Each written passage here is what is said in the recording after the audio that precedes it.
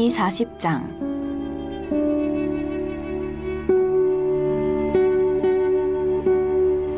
여호와께서 또 욥에게 일러 말씀하시되 트집 잡는 자가 전능자와 다투겠느냐. 하나님을 탓하는 자는 대답할지니라. 욥이 여호와께 대답하여 이르되 보소서, 나는 비쳐나오니 무엇이라 주께 대답하리이까. 손으로 내 입을 가릴 뿐이로소이다. 내가 한번 말하였사온즉 다시는 더 대답하지 아니하겠나이다. 그때 여호와께서 폭풍우 가운데에서 욥에게 일러 말씀하시되 너는 대장부처럼 허리를 묶고 내가 내게 묻겠으니 내게 대답할지니라. 내가 내 공의를 부인하려느냐. 내 의를 세우려고 나를 악하다 하겠느냐. 내가 하나님처럼 능력이 있느냐. 하나님처럼 천둥 소리를 내겠느냐. 너는 위엄과 존귀로 단장하며 영광과 영화를 입을지니라. 너의 넘치는 노를 비우고 교만한 자를 발견하여 모두 낮추되 모든 교만한 자를 발견하여 낮아지게 하며 악인을 그들의 처소에서 짓밟을지니라. 그들을 함께 진토에 묻고 그들의 얼굴을 싸서 은밀한 곳에 둘지니라. 그리하면 내 오른손이 너를 구원할 수 있다고 내가 인정하리라. 이제 소같이 풀을 먹는 베헤못을 볼지어다. 내가 너를 지은 것 같이 그것도 지었느니라. 그것의 힘은 허리에 있고 그 뚝심은 배의 힘줄에 있고 그것이 꼬리치는 것은 백향목이 흔들리는 것 같고 그 넓적다리 힘줄은 서로 얽혀 있으며 그 뼈는 놋관 같고 그 뼈대는 쇠 막대기 같으니 그것은 하나님이 만드신 것 중에 으뜸이라. 그것을 지으신 이가 자기의 칼을 가져오기를 바라노라. 모든 들 짐승들이 뛰노는 산은 그것을 위하여 먹이를 내느니라. 그것이 연잎 아래에나 갈대 그늘에서나 늪 속에 엎드리니 연잎 그늘이 덮으며 시내 버들이 그를 감싸는도다. 강물이 소용돌이 칠지라도 그것이 놀라지 않고 요단 강물이 쏟아져 그 입으로 들어가도 태어나니 그것이 눈을 뜨고 있을 때 누가 능히 잡을 수 있겠으며 갈고리로 그것의 코를 꿰 수 있겠느냐. 우리가 혼자서는 도저히 읽을 수 없고 묵상할 수 없는 이 욥기서의 이 놀라운 말씀을 우리가 함께 성독하면서 이제 욥기서 결론 부분으로 이렇게 나아가고 있는데요. 오늘 욥기서 40장 말씀 참 놀라운 말씀이 역시 이곳에도 이렇게 담겨 있는 것을 보게 됩니다. 우리는 누구나 인생을 살면서 예기치 않은 큰 고난, 예기치 않은 큰 어려움에 봉착하게 되면 누구나 다 why라고 하는 물음을 던져요. Why me? 왜 나에게? 왜 우리 가정에? 왜 우리 교회에? 왜 우리 민족에게 이런 어려움이 있고 이런 고난이 있는가? 그래서 why라고 하는 질문을 던져요. why라고 하는 질문은 왜라고 하는 질문인데 이 왜라고 하는 질문을 왜 던질까요? 알고 싶은 거예요. 왜 하나님이 우리 가정에 이런 어려움을 주셨을까? 내가 경건하게 믿음의 길을 걸어왔는데 왜 우리 자녀들이 이렇게 큰 어려움을 겪게 되었을까? 우리 가정에 왜 이런 환난이 왔을까? 알고 싶어서 견디지 못하는 거예요. 그래서 누구나 왜 하나님이 이렇게 나를 힘들게 하고 우리 가정을 힘들게 하고 우리 사업체를 힘들게 하고 왜 그러실까? 그걸 알고 싶은 거예요. 욥 또한 예기치 않은 큰 고난 속에 던져지면서 그가 알고 싶었던 거예요. 그렇지 않았겠어요?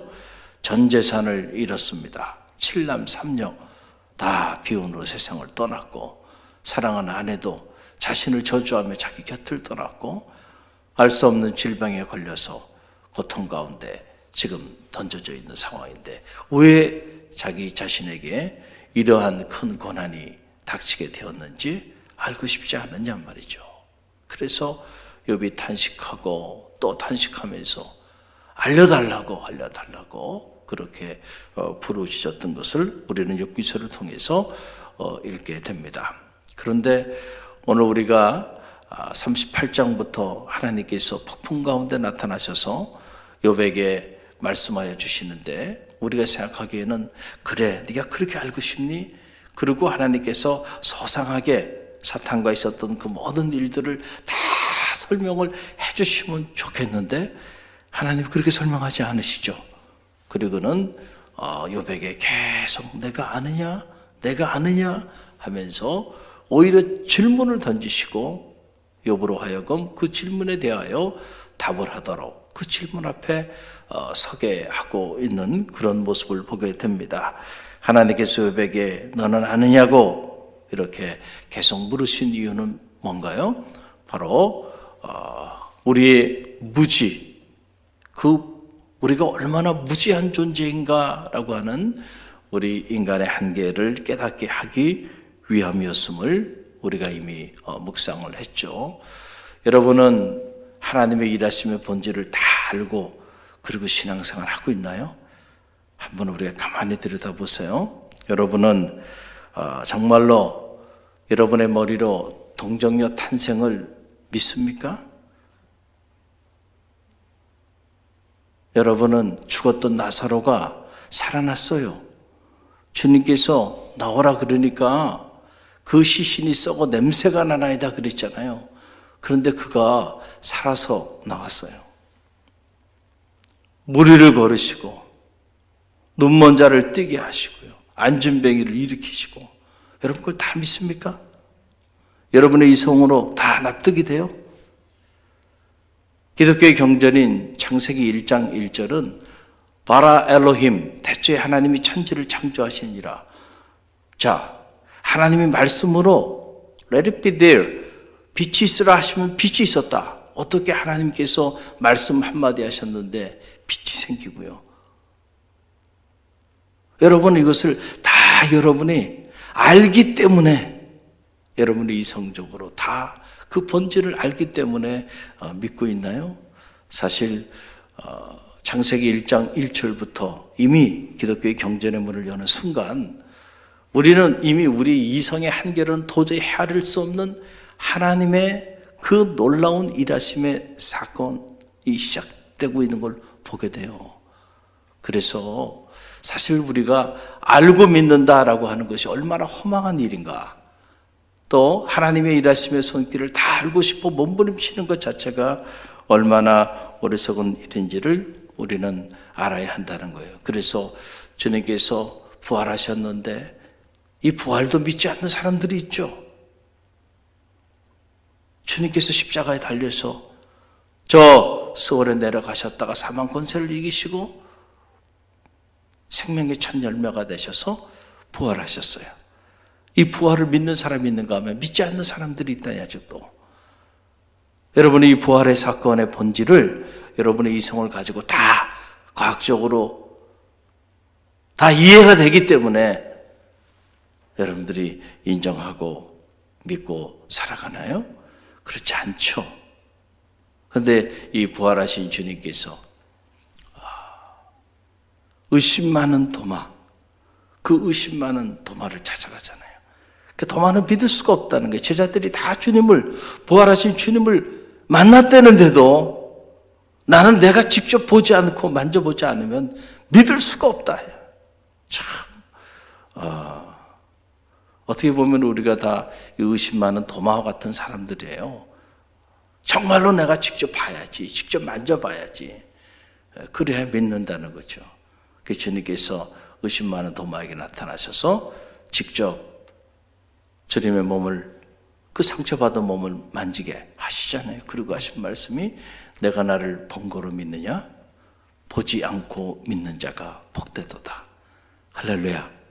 믿음이라고 하는 것이 뭔가라고 하는 거예요. 내가 직접 만져보고 내 경험으로 내 인식 범위 안에서 체험을 해야만, 그래야만 내가 인정할 수 있지. 그 전에 도저히 내가 인정할 수 없다. 어떻게 보면 그거는 믿음이 아니다라고 하는 그런 말씀이고, 앞으로 믿음의 세계가 어떻게 펼쳐져야 함을 주님께서 예견하신 그런 놀라운 말씀이죠. 여러분 드디어 내가 아느냐 하면서 주님께서 욥을 다구쳤어요. 그러자 욥이 주님이 하신 말씀, 하나님께서 하신 말씀을 다 듣고 난 다음에는 드디어 욥이 두 손을 듭니다. 하나님 앞에서. 여러분 그 내용이 3절로 5절에 나오죠. 3절로 5절 함께 읽어봅니다. 욥이 여호와께 대답하여 이르되 보소서 나는 비쳐나오니 무엇이라 주께 대답하리이까. 손으로 내 입을 가릴 뿐이로소이다.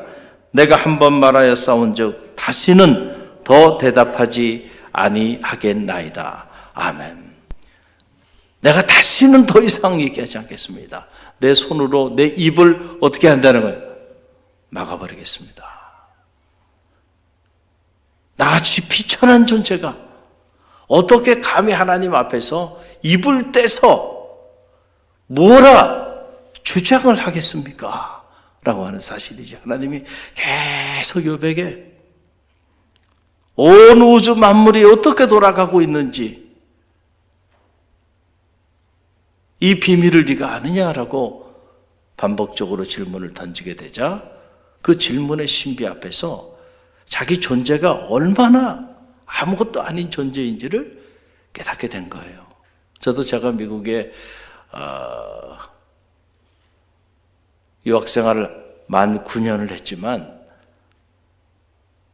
공부하고 일하고 공부하고 그래서 사실 여행이라는 거를 해보질 못했어요. 한국에서 온 사람들은 매일 여행하러 오는 거 아닙니까? 그 사람들은 온 동네를 다 돌아다니면서 다 보는데 정작 그곳에 그 오랜 동안 살면서도 여행을 한 번도 하지 못했는데 결국 귀국하고 난 다음에 졸업식을 앞두고 먼저 임지가 정해져서 귀국을 했어요. 그리고 이제 졸업식을 하러 나가야 되는데 그때 교회에서 휴가를 주셔서 그때 나가서 저희 집사람하고 진짜 처음으로 저희 살던 그 네바다 그다음에 캘리포니아 그쪽을 여행을 할 수 있는 그게 10년 만에 그 여행을 하는데요. 그랜드 캐년이라는 데를 가봤어요. 그랜드 캐년. 여러분 가보신 분도 있고 그렇지 않은 분도 있는데요. 발음은 잘해야 된대요. 그년도 캐년 이렇게 뭐 얘기하는 분들도 있고 어느 할머니가 그랬대요. 그년도 캐년 갔는데 아니 이게 보니까요. 네바다주로 딱 들어가는데 그 캐년이 나타나기 바로 직전까지는요. 아무것도 보이는 게 없어요. 이런 데 캐년이 있을까? 영화에서나 보고 사진에서나 봤는데 그런데 보니까는 그 드라마 All In이라고 하는 그 드라마에서 그 경비행기장이 나오고 뭐 이러잖아요. 그게 보이더라고요. 야 가까이 왔나 보다. 그 이제 주차장이 나오길래 거기 주차장에 차를 세우고 캐년 앞으로 이렇게 가는데 제 마음에 어떤 마음을 가졌냐면 제 집사람과 같이 가면서 아무리 뭐 대단한 광경이 펼쳐지더라도 이렇게 크게 놀라지 아니하리라. 괜히 이렇게 사람이 가벼워 보이잖아요. 그래서 제 마음에 또 그런 생각이 들더라고요. 그런 생각을 가지고 그 캐년 앞으로 이렇게 딱 가는데요. 바로 앞에 갈 때까지 보이지가 않아요, 캐년이. 그리고 1m 앞으로 가서 딱 캐년 앞에 섰는데요. 말을 할 수가 없더라고요. 놀라지 않기는 어떻게 놀라지 않을 수가 있어요. 근데 저만 그런 게 아니고 옆에 보니까 모든 사람이 다 입을 다 벌리고 이러고 있더라고요. 이야, 세상에 끝이 없는 캐년이 펼쳐지는 끝이 없는 캐년. 이 그랜드하다라고 하는 이 영어 단어 의미를 그때 제가 아는 거예요. 그랜드하다. 우리 그랜드 오프닝 뭐 이런 거 하죠. 마켓 같은 거, 이 가게 오픈하고 할 때 그랜드하다라고 하는 거는요. 그게 어느 정도 웅장하다는 얘기냐면 이 그랜드 캐년이 길이가 서울에서 부산 길이에요. 그러니까 대한민국에 이런 그랜드 캐년이 있으면 대한민국이 어떻게 될까요? 다 캐년만 있는 거예요, 캐년만. 그 정도 사이즈가 돼야 그랜드라는 단어를 써야 돼요.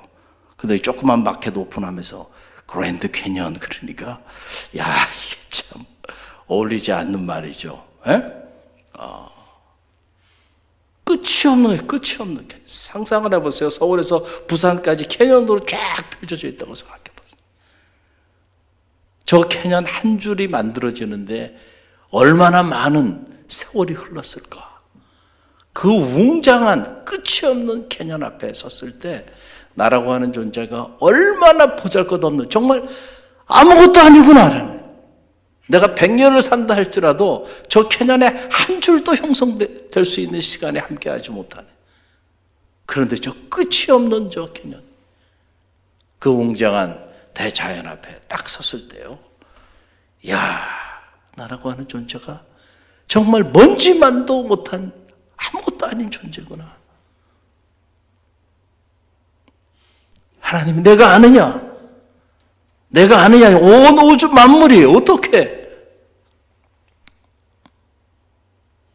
움직이고 있는지, 그 시원을, 그 본질을 내가 아느냐? 라고 하나님이 참 욥에게 계속 물어보니까 결국 욥이 그 앞에서 자신이 얼마나 비참한 존재인지를 깨닫게 된 거예요. 그 더 이상 말을 하지 않겠습니다. 무슨 말을 하겠어요? 그 웅장한 캐년 앞에서. 여러분, 아무것도 아닌 우리 자신을 발견하게 되듯이 이 상상도 할 수 없는 하나님의 이 웅장함 앞에 섰을 때 욥이 할 수 있는 말이 무엇이 있겠는가라고 하는 사실이에요. 여러분, 하나님이 가장 싫어하는 것, 그것이 바로 뭐냐면 교만이에요. 한번 따라해보세요. 교만. 여러분 꼭 기억하십시오. 신앙생활 하면서 여러분들이 마지막 순간까지 경계해야 되는 최고의 적은 바로 뭐냐면 교만이에요. 교만. 그래서 어거스틴이 기독교 영성을 말하면서 첫째도 겸손, 둘째도 겸손, 셋째도 겸손. 겸손을 배우는 일입니다 라고 하는 말이에요. 교만, 하나님이 가장 싫어하는 사람도 교만한 사람이에요. 그래서 성서는 하나님이 싫어하는 사람, 미워하는 사람 있다는 거예요. 그 사람들은 다 누구예요? 교만한 사람들은 하나님 가까이 하지 않는다. 미워하신다.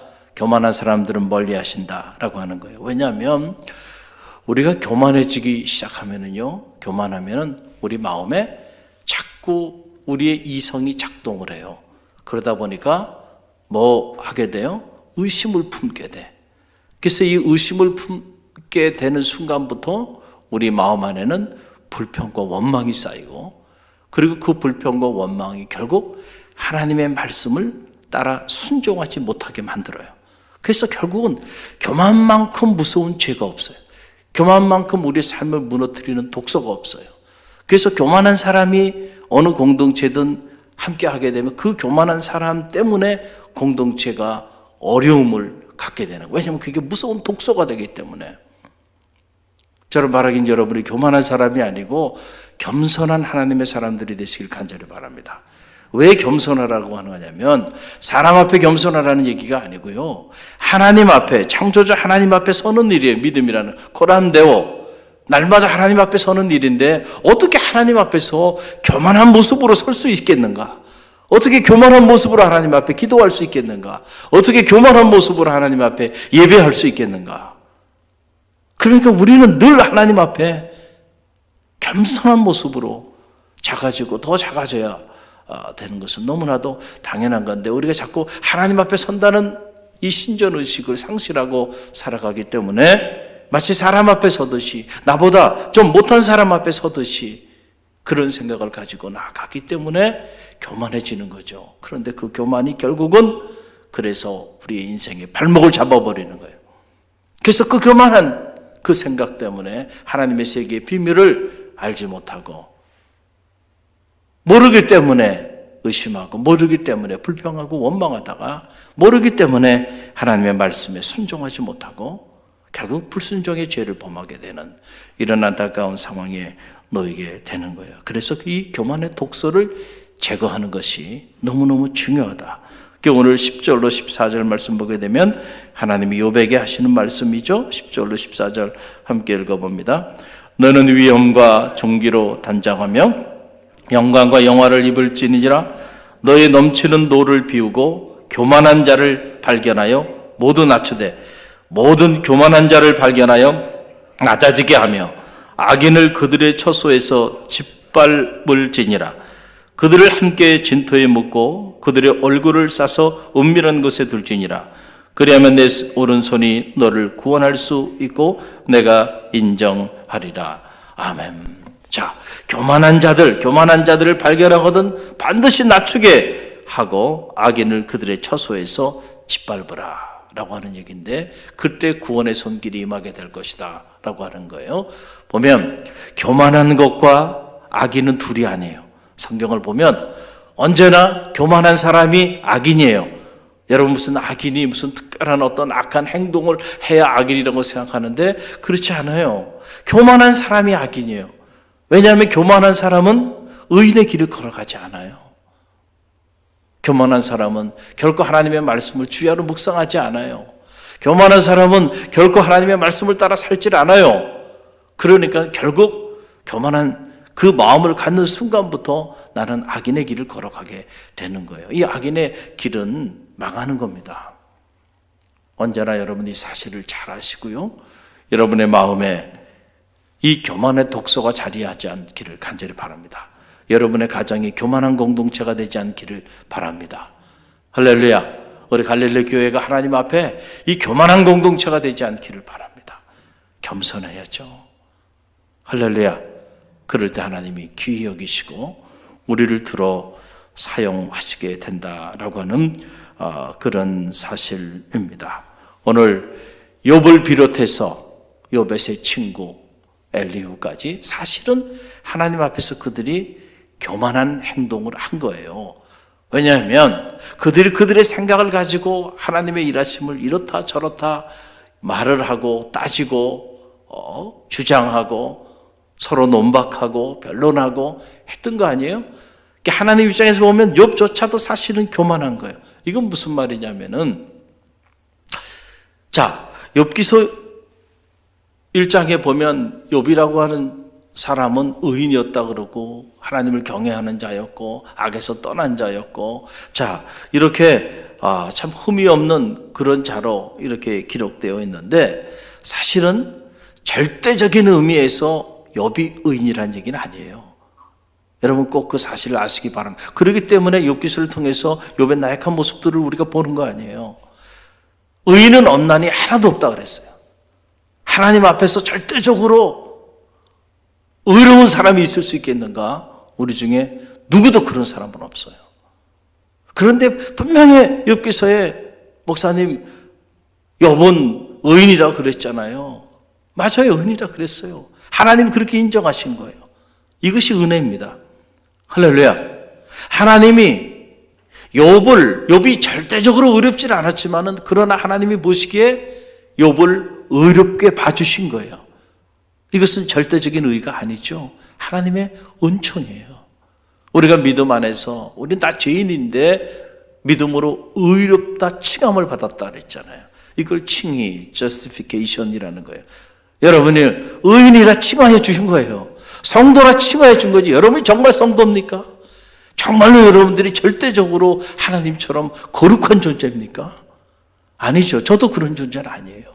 내가 거룩하니 너희도 거룩하라. 정말 하나님의 거룩, 그 거룩함에 우리가 지금 도달해 있는가? 아니에요. 절대적으로 보면 우리는 거룩한 존재가 아니에요. 우리 생각도 거룩하지 않아요. 우리 삶도 거룩하지 않아요.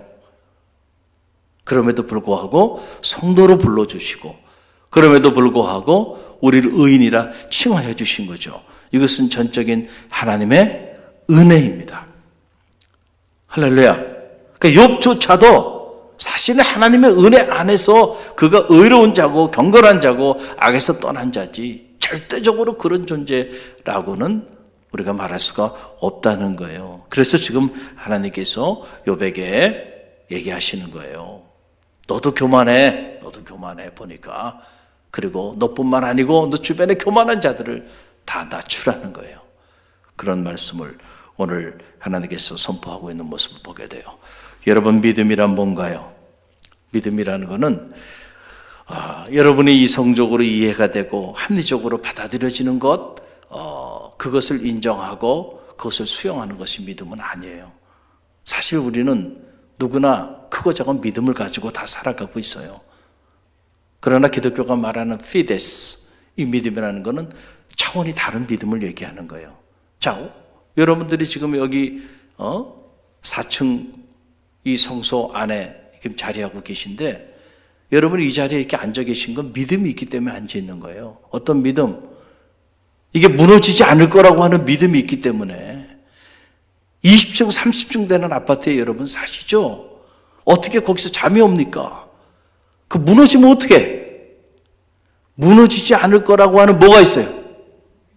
믿음이 있다니까. 믿음이 있어요. 근데 그 믿음은 여러분이 이성적으로 생각하기에, 합리적으로 생각하기에 이거는 무너지지 않을 거라는 그 믿음이 있기 때문에 사는 거죠. 아니 어떻게 비행기를 타고 해외를 나갑니까? 그 큰 비행기가 take off 해가지고 떨어지지 않을 거라고 하는 뭐가 있기 때문에 그래요. 믿음이 있으니까 그 큰 돈을 들여가지고 비행기를 타고 해외로 나가죠. 그거 뜨자마자 떨어질 거라고 생각한다면은 누가 그거 타겠냔 말이죠. 돈을 줘도 안 탈 거란 말이에요.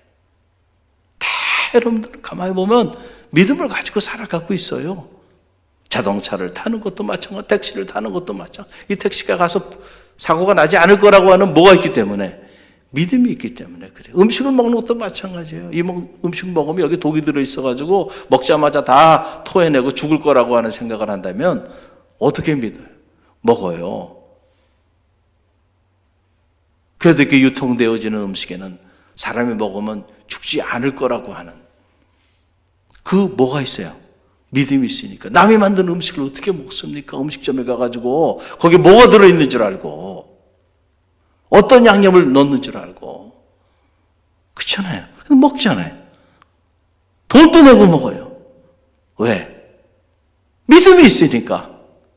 최소한 이걸 먹고 내가 죽지는 않을 거다. 여기 독을 넣지는 않았을 거다. 그런 믿음이 있기 때문에 여러분이 드시는 거예요. 자, 이것도 믿음이에요. 이것도 믿음이야. 그런데 기독교가 말하는 믿음은 이런 믿음이 아니에요. 그런데 우리는 때때로 이런 수준의 믿음으로 그냥 여과 없이 영적인 믿음도 여러분들이 그 범주 안에서 생각하고 그렇게 살아가는 경우들이 많아요. 그래서 내가 이해하지 못하면 Why me? 내가 다 납득하고 내가 다 수용할 만해야 받아들이겠다는 거 아니에요? 그러나 하나님의 세계는 여러분 우리 이성의 한계를 넘어서는 거예요. 그래서 할 수 있거든요. 무엇이냐? 믿는 자에게 능치 못함이 없나니라 주님이 말씀하셨을 때 그 믿음, 그 페이스는 우리의 경험이나 이성으로 수용 가능한 세계를 말하는 것이 아니에요. 언제나 그것을 넘어서 있는 것임을 여러분 꼭 믿으시기를 간절히 바랍니다. 그 믿음이 여러분 가운데 있기를 바랍니다. 그 믿음은 피조물인 우리가 창조주 하나님에 대한 믿음, 그 믿음이에요. 피조물이 창조주에 대한 믿음, 요한한 자가 전능자 하나님에 대한 그 믿음은 언제나 환경을 넘어서고 이성을 넘어서고 우리의 경험을 넘어서고요. 그것은 언제나 초월적인 거예요. 할렐루야. 이 초월적인 믿음이 여러분 가운데 있기를 간절히 바랍니다.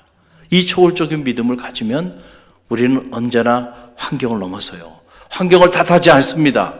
우리가 여전히 환경을 탓하고 여건을 탓한다고 한다면 여전히 우리는 이런 영적인 믿음을 가진 사람이 아니에요. 초월적인 믿음을 가진 사람이 아니고 그냥 저 저작거리 살아가는 사람들의 믿음과 별반 다르지 않아요. 환경을 보고 여건을 보고 그래서 여러분들이 준비가 되면 그때 여러분들이 움직인다면 차이가 뭐가 있는가? 오늘 우리가 가지고 있는 믿음은 초월적인 믿음이에요. 이 믿음이 여러분 가운데 있기를 간절히 바랍니다. 할렐루야. 할 수 있거든요. 뭐냐? 믿는 자에게는 능치 못함이 없나니라 말했을 때 우리는 할 수 없지만 하나님은 하실 수 있는 거죠. 우리는 피조물이지만 하나님은 창조주가 되시기 때문에 그래서 impossible possibility, 불가능한 가능성이에요. 우리 입장에서 보면 언제나 불가능한 일이지만 하나님의 입장에서는 언제나 가능한 일입니다. 오늘도 그 믿음으로 기도하는 자들에게는 홍해가 갈라지는 거예요. 오늘도 그 믿음으로 기도하는 자들에게는 여리고 성이 무너지는 거예요. 근데 믿음대로 될지어다 그랬잖아요. 저는 우리 갈릴리 교회 성도들이 이 코로나 위기 속에서도 이 저울적인 믿음이 흔들리지 않기를 간절히 바랍니다. 그래서 이 믿음으로 위기를 기회로 만들어 나가고요. 왜 안 된다고 생각하나요? 이 위기 때문에 오히려 저는 갈릴리 교회가 더 영적인 성장을 이루게 될 줄로 믿습니다.